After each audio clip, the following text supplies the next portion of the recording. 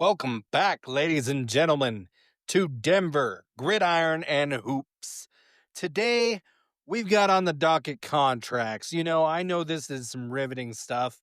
I know you guys can't wait for this episode. You're just thinking to yourself, what could I use more of? Maybe contracts.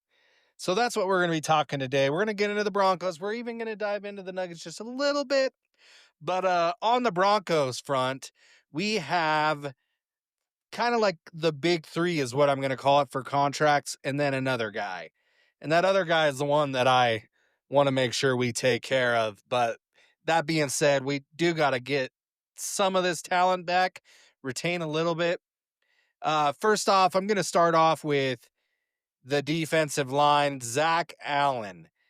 He is 27 years old at the moment, so he'll be 28 years by the time the next season starts. He's on that expiring contract. We could always franchise tag him.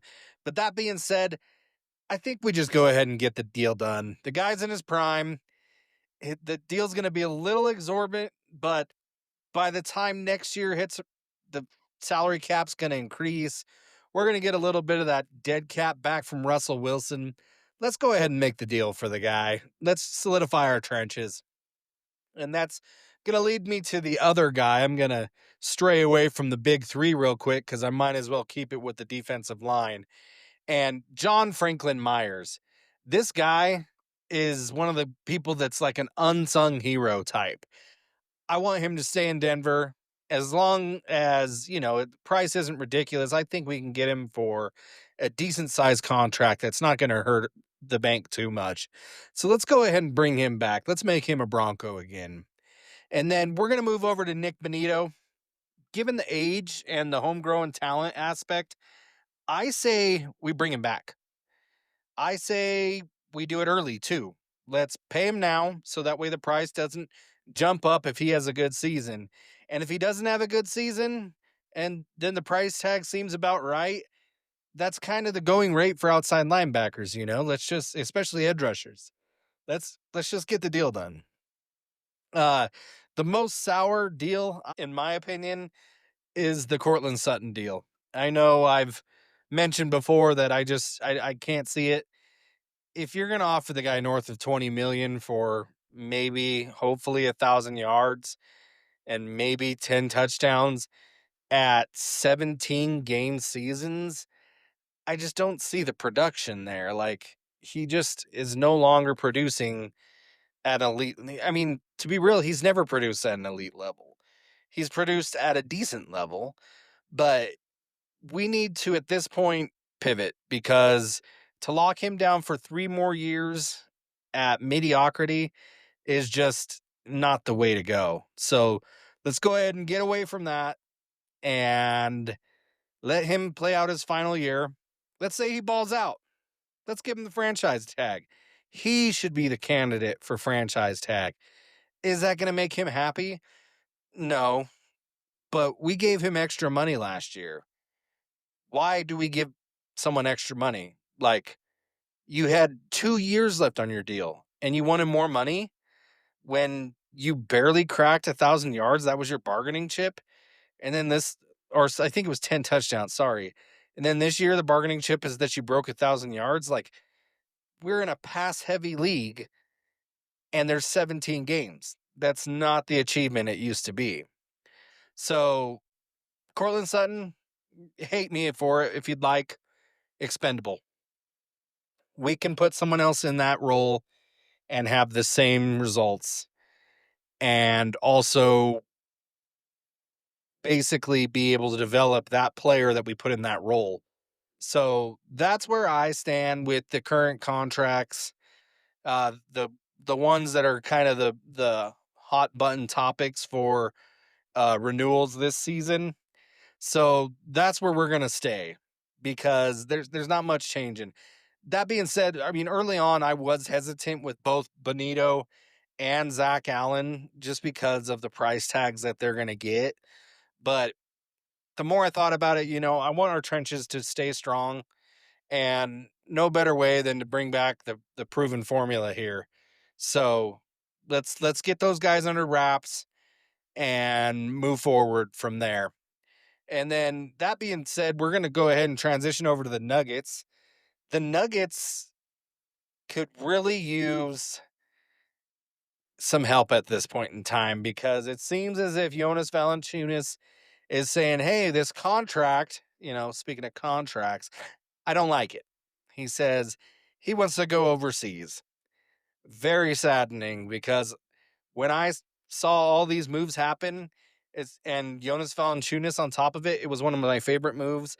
It gave Jokic a reliable backup for at least limited minutes, and it also gave other options in terms of it gave us the potentially, I should say, it gave us the flexibility of being able to stagger Murray with bench minutes where he's maybe more effective because he's able to do a pick and roll offense as opposed to kind of just rolling the ball out and playing.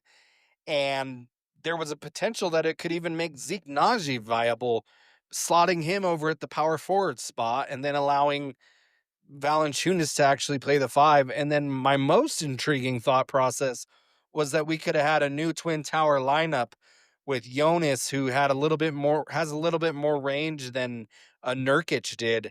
So I'm hoping that we're not getting robbed of that. It seems like the Nuggets are playing hardball, and I applaud them for it because I don't want to buy the guy out. I want him to play. And if we do, for some reason, buy him out and that MLE becomes available, I want Chris Paul, dang it. Like, the guy would be a stud on this team. I would much rather have him than Bradley Beal or some of these others that are populating on the market. The good old buyout season and then the remaining free agents. So that's kind of where I stand at with the contracts for the Denver Broncos and Denver Nuggets. Please tell me your thoughts in the comments. Give a like and follow. And always remember that it could be worse because this contract could be like the Rockies. Chris Bryant with the 170 million, whatever the heck it is, where he's played like 170 games, getting paid $1 million a game is impressive. This is no knock. This man is a businessman. He knows how to operate, and I need to learn from him because I'm pretty far off of that mark. This wouldn't be a good Denver Gridiron Hoop show if we didn't throw a shot at the Rockies. All right, y'all. It's been real. Have a great day. In the Mile High City, where the lights shine bright, the Broncos fight hard in the cold, clear night. With every Hail Mary, our hopes take flight, and the Nuggets dribble dreams into the spotlight. 24 seconds, the clock's racing down.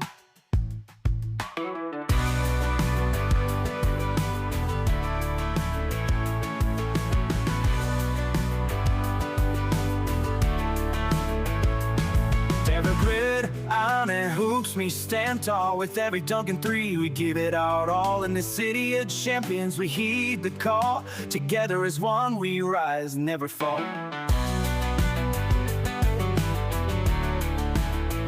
With a quick crossover and a thunderous slam, the crowd's rolling wild, it's now or never, man. From the court to the field, we stake our claim. Together we'll rise, united in the game. Hit sticks collide, feel the energy surge.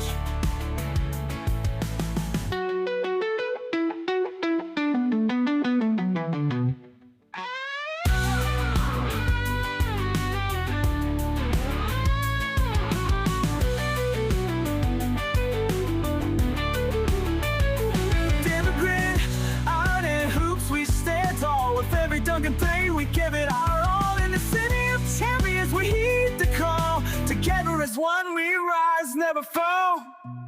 So let's lace up tight, let the games begin. In Denver's heart, where we all win.